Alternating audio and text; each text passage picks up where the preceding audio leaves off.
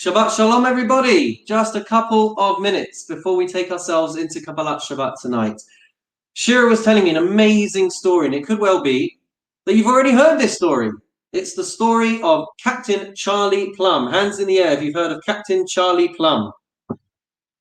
I can see Lawrence there looking upwards to see if he's ever heard of Captain Charlie Plum. Captain Charlie Plum was born and raised on a farm in Kansas, and he always dreamt of being a pilot. He actually served in the US Air Force during the Vietnam War, and apparently he flew on 74 missions very successfully.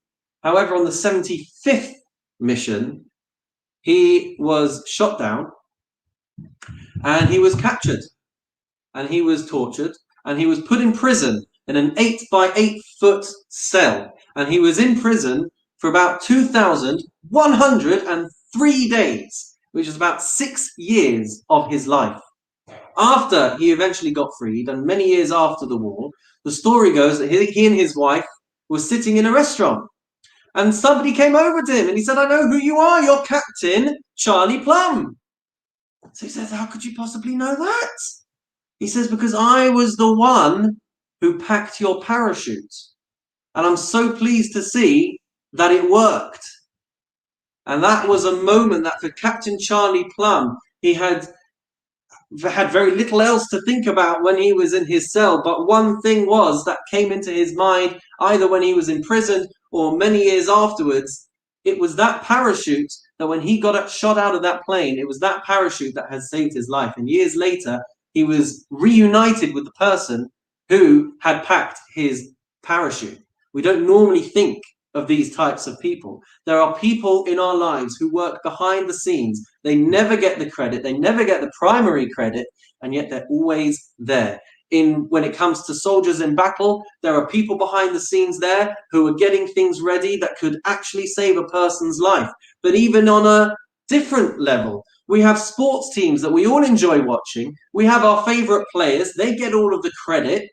But sometimes there are other people who get completely ignored. There are the trainers. There are the ground staff. There's all these other people who actually contribute to the success, contribute to the victory, contribute to the team, and sometimes they never get paid attention to.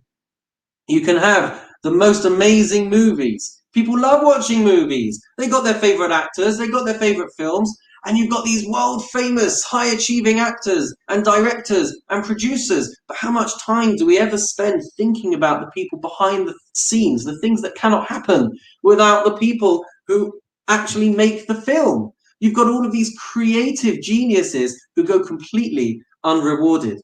And this came to my mind last week when we heard about the passing of Michael Collins, the 90-year-old astronaut who flew to the moon with Neil Armstrong and Buzz Aldrin. And it captured my attention because Michael Collins is often the one that we don't pay attention to, is often the one that we don't think about. Why is that? Because Michael Collins never walked on the moon. Neil Armstrong got to, Buzz Aldrin got to. We all remember them. One small step for man, a giant leap for mankind. They were the heroes who got to walk on the moon. But we don't think of Michael Collins. And that's because Michael Collins was the one who had to stay back in the command module so that they could get home afterwards. He played a vital role in that mission, and yet he doesn't get that glory in the same way that the other two did.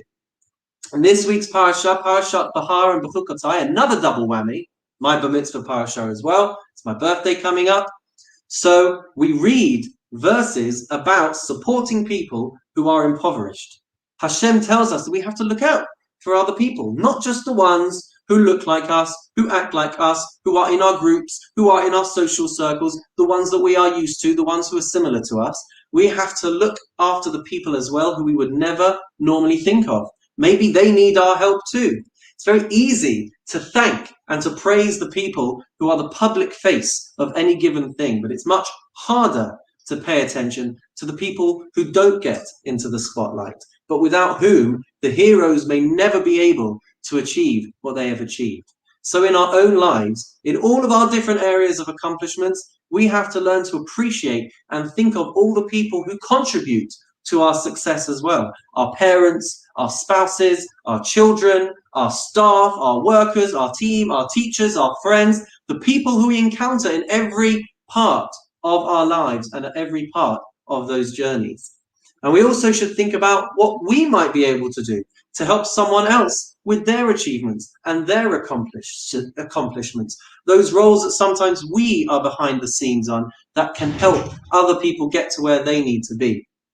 So, mitzvah from the Torah to look out for other people, to take stock, to take account of all of those behind the scenes. Sometimes they can be the real heroes. We're all part of one people. We're all part of one nation. And it's amazing to think that we can all come together in this way and think about every single one of us, how important we are, how precious we are in Hashem's eyes, how precious we are in other people's lives, even when we don't realize it, and to realize just what an impact we can have on the lives of those nearest to us, those who are most similar to us, but beyond that as well, the farthest reaches of society, what an impact we can have on them too.